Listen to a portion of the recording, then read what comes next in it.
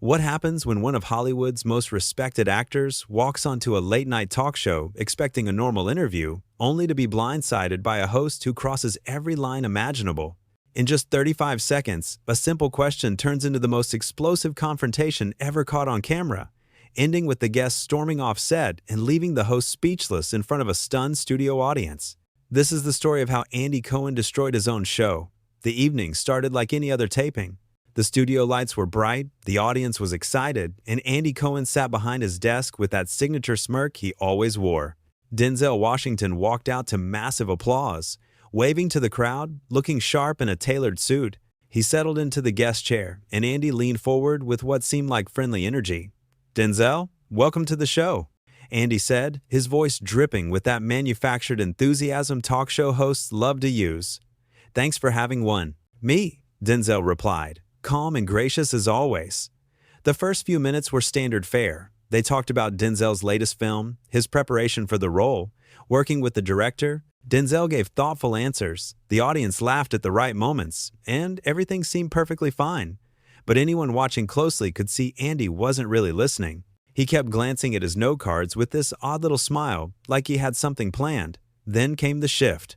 "So, Denzel," Andy said, leaning back in his chair with exaggerated casualness, "I've been dying to ask you something. You've been in Hollywood for, 40 years now?" "Around that, yes," Denzel answered. Right.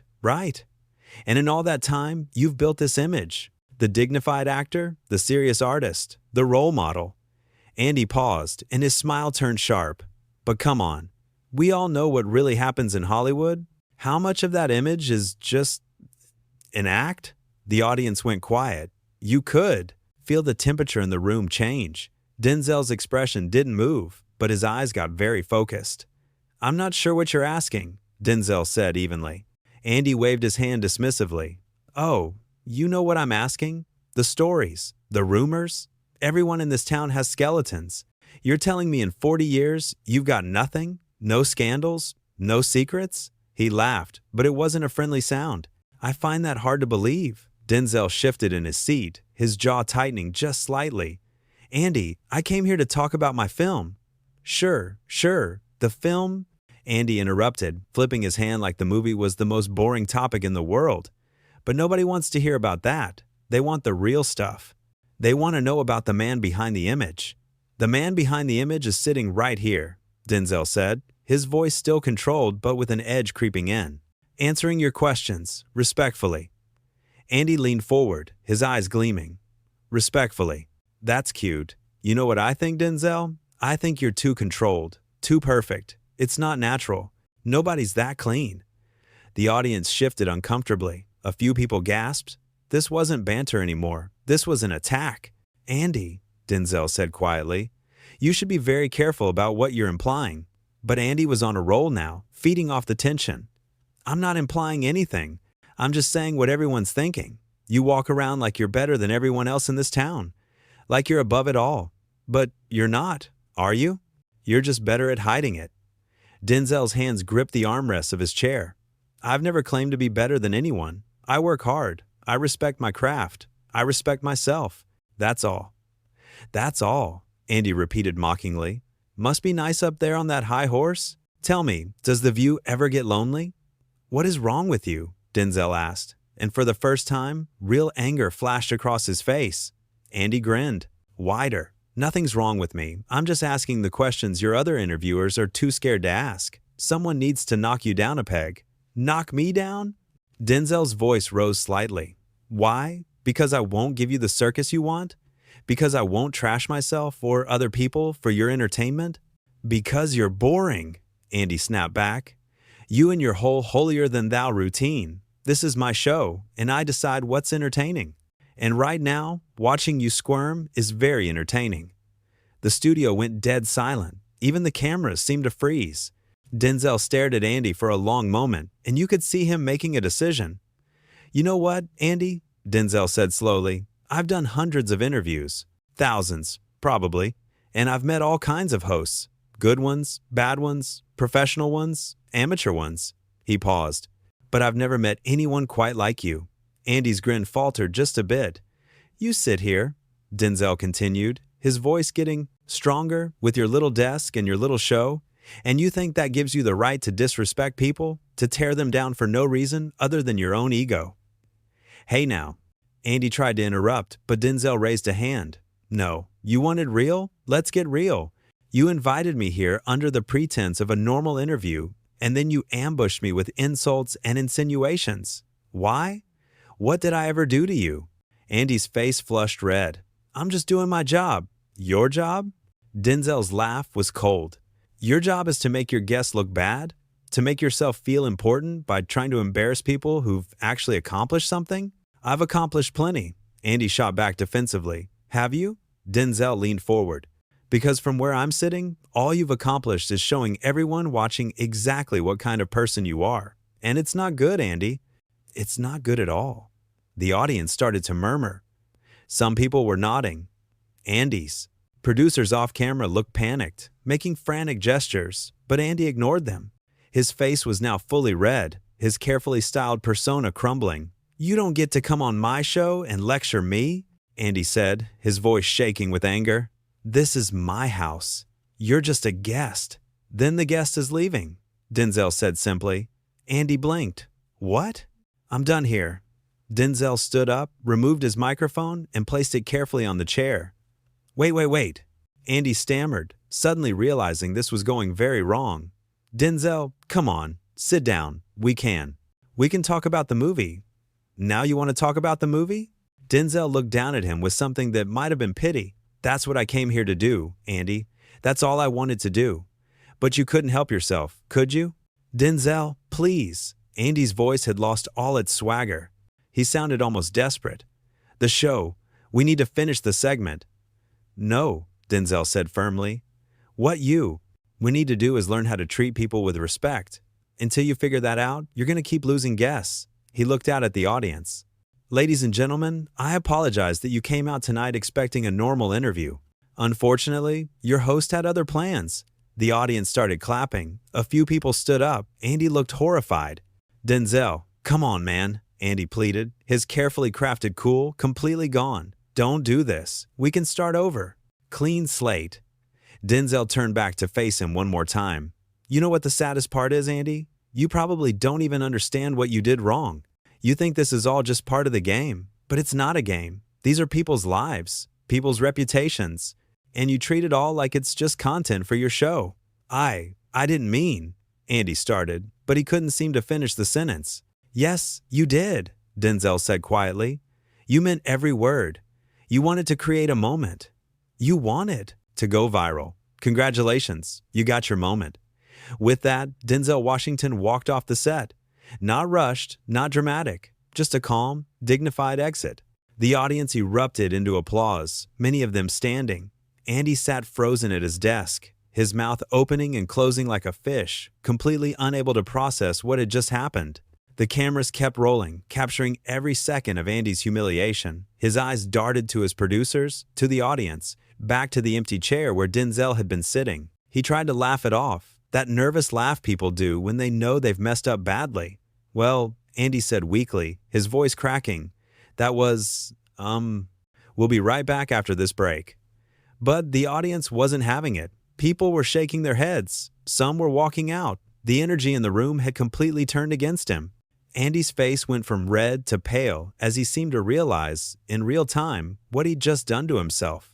One of his producers rushed onto the set, whispering frantically in his ear. Andy nodded numbly, looking shell-shocked. The confident, smirking host from the beginning of the show was completely gone, replaced by someone who looked small and lost. Ladies and gentlemen, the producer announced to the audience, we're going to take a brief intermission. The lights came up, and the audience started filing out, buzzing with conversation. You could hear fragments of what they were saying. Can you believe that? Poor Denzel. What was Andy thinking? That was so uncomfortable. He went way too far. Andy sat alone at his desk, staring at nothing. His hands were shaking. He'd started the night thinking he was going to create must-see television by breaking down one of Hollywood's biggest stars. Instead, he'd revealed himself to be exactly what Denzel had called him out for being. A small man trying to feel big by making others feel small. The thing about respect is you can't demand it. You can't manufacture it. You earn it through how you treat people, especially when the cameras are rolling and the whole world is watching. Andy Cohen had spent years building his brand as the cheeky, irreverent host who could get away with asking the questions others wouldn't ask. But there's a difference between being bold and being cruel. Between being provocative and being disrespectful, Denzel Washington understood that difference. He'd shown it in every moment of that interview. Even as Andy had attacked him, insulted him, tried to bait him into losing his cool, Denzel had remained composed. Not weak, not passive, but dignified. He'd defended himself without stooping to Andy's level. He'd called out the behavior without making it personal.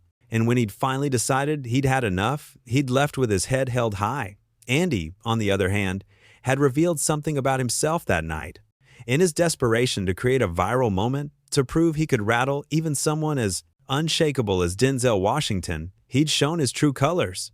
And they weren't pretty. The worst part for Andy was that he'd done it to himself. Nobody had forced him to ask those questions. Nobody had made him mock and belittle his guest. He'd chosen that path, thinking it would make him look clever, edgy, fearless. Instead, it made him look petty, jealous, and cruel. As the minutes ticked by and it became clear that Denzel wasn't coming back, Andy had to face the reality of what he'd done. His big interview, the one that was supposed to be a ratings goldmine, had turned into a disaster. And it was entirely his fault. You could see it in his eyes as he sat there at that desk. The realization, the regret, the understanding that he'd just made one of the biggest mistakes of his career. He'd let his ego write a check that his talent couldn't cash. He'd thought he was untouchable, that he could say and do whatever he wanted because it was his show, his house, his rules. But Denzel had taught him a valuable lesson. You can have all the power in the room, all the control, all the home field advantage. But if you don't have respect, if you don't treat people with basic human decency, none of that matters. People will see through you. They'll recognize the bully behind the smile, and they'll turn on you. The audience had turned on Andy that night. They'd come expecting to see Denzel Washington, one of the greatest actors of his generation, talk about his craft and his life. Instead, they'd watch their host try to tear him down for sport. And when Denzel had stood up for himself, when he'd refused to play along with Andy's cruel game, the audience had stood with him. That's the power of integrity. That's what happens when you live your life with dignity and respect for others. When the moment comes, when you're tested, people recognize it. They see the difference between someone who talks about values and someone who lives them. Denzel Washington didn't need to yell. He didn't need to curse or throw things or make a scene. He simply stated the truth, stood up, and walked away. And in doing so, he won. Not because he was trying to win, but because he refused to lose himself in someone else's game. Andy Cohen, meanwhile, had lost everything in that moment. His composure, his authority, his credibility, his audience's respect. All because he'd forgotten the most basic rule of being a good host. Your job is to make your guests shine, not to tear them down, to make yourself feel bigger. The cameras had captured every second. The uncomfortable questions, the mocking tone, Denzel's measured responses, the escalation, the walking off, Andy's shocked face, the audience's reaction, all of it. And that footage would live forever, a permanent record of what happens when arrogance meets integrity. For Andy, sitting at that desk in the harsh studio lights, the weight of his mistake must have felt crushing. He'd wanted to be memorable. He'd wanted to create a moment people would talk about. He'd succeeded, but not in the way he'd imagined. People would talk about this, all right? They'd talk about how Andy Cohen disrespected Denzel Washington, how he pushed too far, how he got exactly what he deserved when his guests refused to tolerate his behavior. The silence in the studio was deafening. No more audience chatter, no more camera movements, just Andy, alone with his thoughts and his consequences. His producers were probably already in damage control mode, trying to figure out how to spin this, how to minimize the fallout, but there was no spinning this. The truth was too clear, captured in high definition for everyone to see.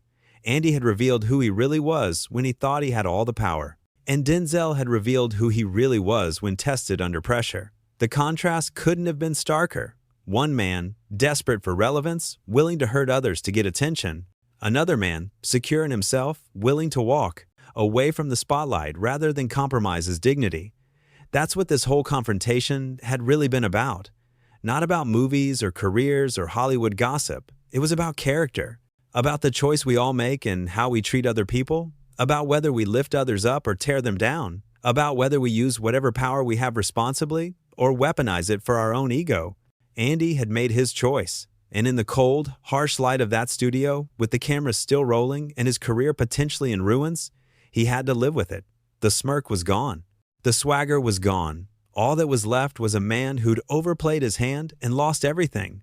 Meanwhile, somewhere outside that studio, Denzel Washington was probably already moving on with his evening, his dignity intact, his integrity uncompromised.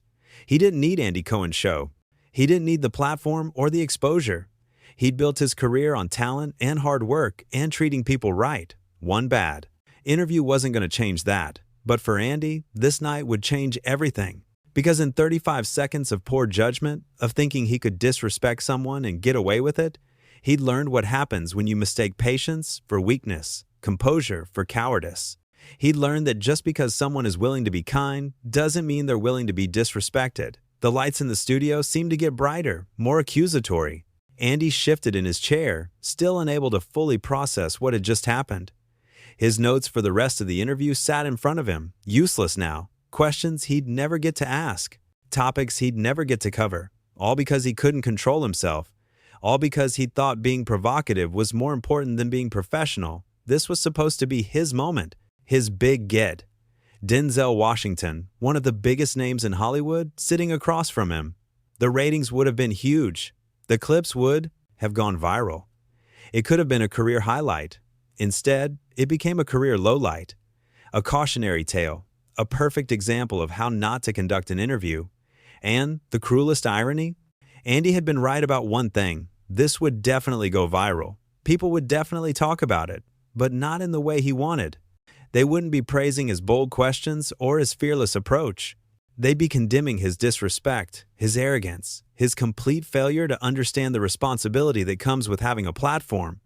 The empty chair across from Andy seemed to mock him, a physical reminder of his failure, of the guest who'd rather leave than continue being insulted, of the interview that could have been if only Andy had been able to see past his own ego. Time seemed to move differently in those moments after Denzel left, each second stretched out, heavy with implication. Andy's career, his reputation, his future, all hanging in the balance. And all because he'd forgotten a simple truth. Respect is earned, not demanded. And once you lose it, it's almost impossible to get back. The studio remained quiet. The audience was gone. The guest was gone. All that remained was Andy and the consequences of his actions. A fitting end to an interview that should never have gone the way it did. A powerful reminder that in the end, how you treat people matters more than how clever your questions are or how successful your show is. This was Andy Cohen's show, his house, his rules, and he'd just learned that sometimes when you push people too far, they have every right to leave. And when someone like Denzel Washington walks out of your studio, they don't just take themselves with them, they take your credibility too.